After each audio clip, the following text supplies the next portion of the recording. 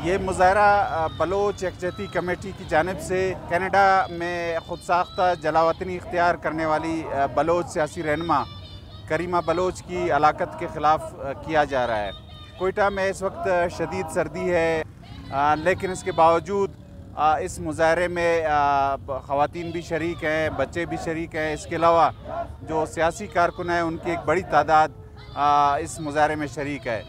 यहाँ जो है ना इस वक्त उन्होंने आकी चौक पे धरना भी दिया इस हलाकत के ख़िलाफ़। इससे कबल कोयटा शहर में एक रैली भी निकाली गई जिसके शुरका ने जो है ना शहर के मुख्तलिफ़ शहराओं का गश्त किया। करीमा बलोच की जो हलाकत है वो कनाडा की शहर टोरंटो में हुई थी। जो शुरका हैं उनका ये इल्ज़ाम है कि उनको जो है ना कत्ल किया गया है।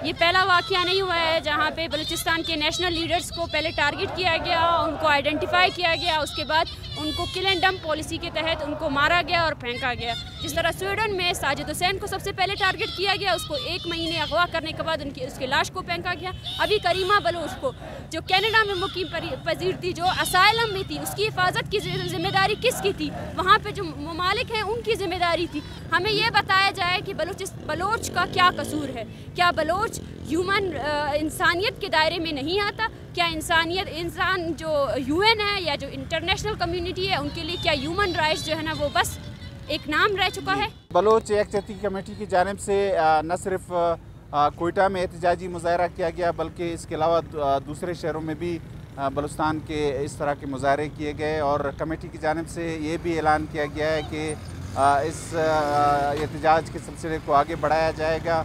और उनका मेन मुतालबा यही है कि कनाडा में जो ये वाक़या पेश आया है इसकी बारे में तहकीकात किया जाए और जो लोग भी इस वाक़े में मुलव्विस हैं उनकी निशानदेही किया जाए और उनके ख़िलाफ़ कार्रवाई की जाए।